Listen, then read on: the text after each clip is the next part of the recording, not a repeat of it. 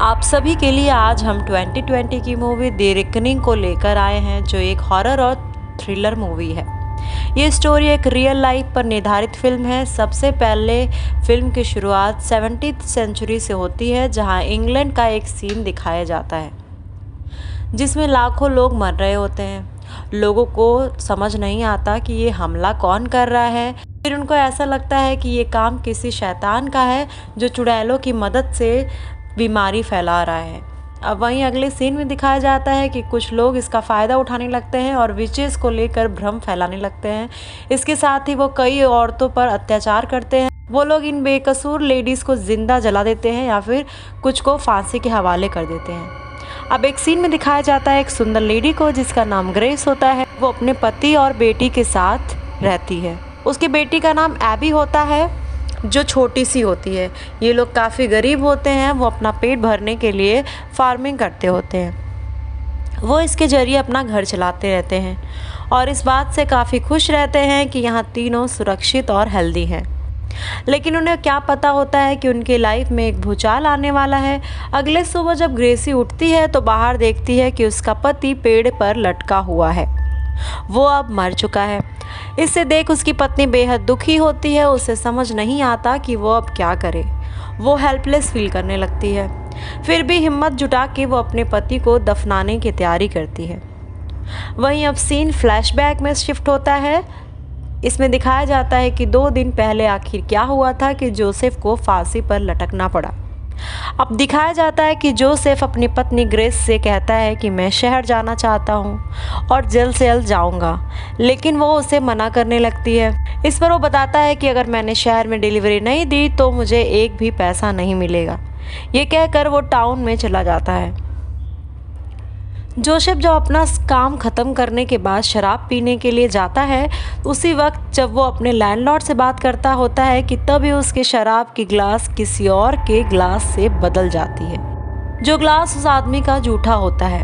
अब जैसे ही जोसेफ उसकी ग्लास को मुंह लगाता है, वो देखता है कि वो शख्स जिसकी ग्लास थी वो देखते ही देखते किसी बीमारी के कारण मर जाता है। उसे देख सबको काफ़ी हैरानी होती है। उसकी पी हुई शराब अब जोसेफ ने भी पी लिया था, जिसके बाद उसके शरीर पर भी वो बीमारी हावी होने लगती है। उसे पहले तो बुखार आता है, इसके बाद उसके बदन पर रैशेज आने लगते हैं। वो अपने घर आ चुका था, इसलिए ग्रेस और अपनी बेटी को अपने करीब आने से रोकता है। उसे शक था कि ये कोई छुआछूत की बीमारी है जो जानलेवा हो सकती है। वो अपनी बीवी और बच्चे को बचाने के चक्कर में अपने आप को ख़त्म करने का फैसला करता है और पेड़ से लटक कर मर जाता है। अब सीन प्रेजेंट का नज़र आने लगता है, जहां ग्रेसी अपने पति के बिना काफ़ी मुश्किलों का सामना करती है। वहीं उसके पति के लैंडलॉर्ड स्क्वाड की नज़र अब ग्रेसी पर पड़ जाती है। वो उसे छेड़ने लगता है, उसे धमकी देते हुए बोलता है कि अगर तुमने मेरा किराया समय पर नहीं दिया तो ये घर फ़ौरन खाली कर देना। इसे सुनने के बाद ग्रेसी काफ़ी परेशान होती है। उसे कोई रास्ता नहीं सूझता और वो अपनी मासूम सी बच्ची को अपनी दोस्त केट के पास छोड़कर शहर की ओर चली जाती है, क्योंकि उससे पैसे के इंतज़ाम करने थे। वो घोड़े से जोसेफ के दोस्त से मदद मांगने टाउन के लिए निकलती है। वो जब वहाँ पहुँचती है तो उसके पति का दोस्त उसे पैसे देने से तो मना कर देता है, लेकिन वो उसे ऐसी जानकारी देता है जिसे सुनकर ग्रेस के होश उड़ जाते हैं। जोसेफ का दोस्त बताता है कि उस रात जो ग्लासेस में अदला बदली हुई थी उसमें शायद स्क्वाड का ही हाथ था। सुनने के बाद ग्रेस को सब समझ आ जाता है। वो जान जाती है कि उसे बर्बाद करने के लिए मकान मालिक ने ग्रेस को अपने हवस का शिकार बनाना चाहता है। अब वो ठान लेती है कि वो उसके इरादों को पूरा नहीं होने देगी और समय रहते रेंट पे कर देगी। वो काफ़ी परेशान होती है, पूरी रात सो नहीं पाती। इसी दौरान उससे जोसेफ की आत्मा नज़र आती है, जो उसकी हेल्प करने आया था। वो उसे बताता है कि तुम एंगेजमेंट के रिंग को बेचकर किराया को दे सकती हो, जिसे मानते हुए वो अगले दिन अपने रिंग को मकान मालिक को सौंपने लगती है, लेकिन वो उसे लेने से मना कर देता है क्योंकि उसके इरादे तो कुछ और थे और वो उसके साथ घटिया समझौता के लिए कहता है। इसे मना करने पे वो ग्रेस का रेप करने की कोशिश करने लगता है। लेकिन ग्रेस उसे एक गर्म रॉड को दिखाकर डराकर वहां से भगा देती है। उसे पता होता है कि वो अभी तो बच गई, लेकिन खतरा अभी टला नहीं था। पैड अब ग्रेस के लिए खतरनाक प्लान बनाता है क्योंकि वो उससे बदला लेना चाहता है और लोगों को भड़काने लगता है कि अगर जोसेफ मरा तो उसकी फैमिली को कुछ क्यों नहीं हुआ, उसकी बीवी तो बची हुई है। जिस पर लोग उसका समर्थन करने लगते हैं। वो कहते हैं कि शायद वो भी एक विच है जिसे काला जादू आता होगा। स्क्वैड ये सुनकर मन ही मन बहुत खुश होता है क्योंकि वो तो यही चाहता है। वो अपने लोगों के साथ मिलकर ग्रेस के घर पर हमला करने की तैयारी में लग जाता है।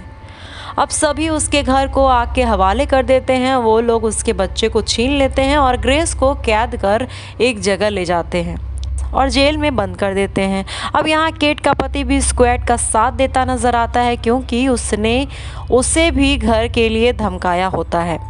इस बारे में जब केट को पता चलता है तो वो काफ़ी नाराज़ होती है और अपने पति पर गुस्सा करने लगती है, लेकिन उसका पति मोर्टन उसे काफ़ी मारता है। अब जेल के अंदर का सीन दिखाया जाता है। यहाँ एक लड़की को दिखाया जाता है वो जो बेकसूर होती है, उसका कोई नहीं होता है। मैं उसे बहुत भूख लगी रहती है और वो खाना चुराती होती है कि तभी ये लोग पकड़कर उसे जेल में डाल देते हैं। वो ग्रेस को समझाती है कि यहाँ मारा जाता है। सुनकर ग्रेस सोच लेती है कि चाहे कुछ भी हो जाए वो झूठे गुनाह को कबूल नहीं करेगी और ऐसा ही होता है। उसे काफ़ी टॉर्चर किया जाता है लेकिन वो नहीं मानती। अब ऐसे इंसान मूलक्राफ्ट को बुलाया जाता है जो किसी को भी कुछ भी बोलने के लिए मना लेता था। वो लोगों को इतना टॉर्चर करता था कि सामने वाला हाँ बोलने पर मजबूर हो जाता था। अब जेल में खाना लेकर एडविन आता है जो स्क्वैड का असिस्टेंट होता है। वो आता है और उसे सारी सच्चाई मालूम होती है। उससे ग्रेस हेल्प मांगती है और उसकी बेटी के बारे में जानकारी लाने के लिए बोलती है। मूलक्राफ्ट आता है ग्रेस से मिलने और अपने गार्ड से उस पर नज़र रखने को बोलता है। उस रात ग्रेस को अजीब सपना आता है जिसमें वो अपनी माँ, जोसेफ और शैतान को देखती रहती है। अब अगले दिन उसे बांधकर मूलक्राफ्ट के सामने लाया जाता है जहाँ वो उस पर कई इल्जाम लगाता है। उसके पूरे शरीर में सुइयों को चुभोता है। बावजूद ग्रेसी कुछ भी नहीं बोलती। उसकी हालत देखकर एडविन को काफ़ी बुरा लगता है और वो उसकी बेटी के बारे में खबर लाके देता है। वो उसे बताता है कि एबी सेफ है। इसे सुनकर ग्रेस को बड़ी राहत मिलती है। अब वो धीरे धीरे कमज़ोर होने लगती है और उन इल्ज़ामों के बारे में सोचने लगती है जिसे उस पर लगाया गया था। अब एक ऑर्सुला नाम की लेडी आती है जो उसे कॉन्फेस करने के लिए कहती है। इसके बाद अब ऑर्सुला के पास्ट के बारे में दिखाया जाने लगता है जिसमें दिखाया जाता है कि सालों पहले उस पर भी विच होने का आरोप लगाया गया था।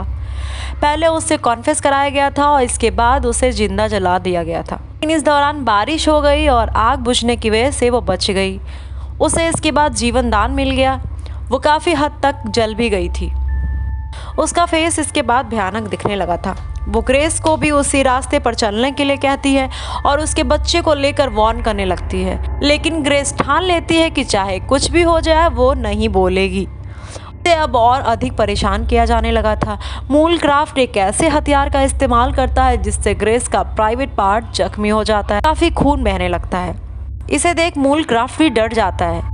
फिर भी ग्रेस कोई भी बयान नहीं देती है। अब मूलक्राफ्ट एक नया षड्यंत्र बनाता है और कहता है कि कोई इंसान इतना दुख बर्दाश्त नहीं कर सकता है, पक्का ये कोई विच ही है। वो माने या ना माने, कन्फेस करे या ना करे, उसे सुबह सबके सामने जिंदा जला दिया जाएगा और उसकी बेटी को भी साथ ही जला दिया जाएगा। उधर केट जो ग्रेस को बचाना चाहती थी वो अपने पति को मार देती है जो उसे विच क्राफ्ट साबित करने की धमकी दे रहा होता है। उधर ग्रेस एडविन के साथ मिलकर वहां से अपनी बेटी के साथ भागने का प्लान बनाती है। एक आदमी जो इन्फेक्टेड होता है उसके ब्लड को वाइन में मिलाकर एडविन मूलक्राफ्ट को सर्व कर देता है।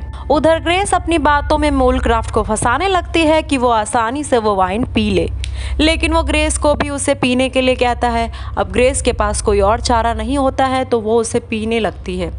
तभी मूलक्राफ्ट पर वो हमला कर देती है। वो उसे पिनअप कर देती है और अपनी माँ के बारे में बात करने लगती है। इसी बीच ऑर्सुला आ जाती है और खींचातानी में उसके शरीर में फिर से आग लग जाती है। वहीं एडविन ग्रेस की बेटी लेने स्क्वैड के घर जाता है, लेकिन इसी बीच वो बच्ची की आवाज़ सुनकर जग जाता है और दोनों में लड़ाई होने लगती है, जिसके बाद एडविन उसे घायल कर बेहोश कर देता है और बच्ची को लेकर ग्रेस के पास चला जाता है। लेकिन वहाँ आग एकदम फैल गई होती है, जिसके बाद ग्रेस उससे कहती है कि तुम मेरी बेटी को लेकर केट के पास चले जाओ, क्योंकि मैंने वो वाइन पी ली है, और अपने आप को लॉक कर लेती है। जिस पर एडमिन बताता है कि सिर्फ ग्लास में ही खून था, जार में नहीं, तुम सेफ हो। लेकिन अब वो नहीं निकल सकती थी क्योंकि वो लॉक हो गई थी। वो उसे जाने के लिए बोलती है। वो सभी कैदियों को आज़ाद कर देती है जो वहाँ कैद थे। इसी बीच वह स्क्वाड इसे मारने के लिए आ जाता है, लेकिन ग्रेस जो काफी गुस्से में होती है वो उसे जान से मार देती है।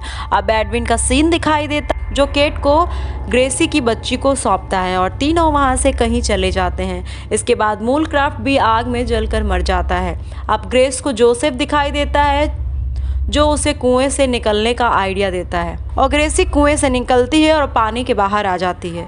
यही फिल्म की दी एंडिंग हो जाती है।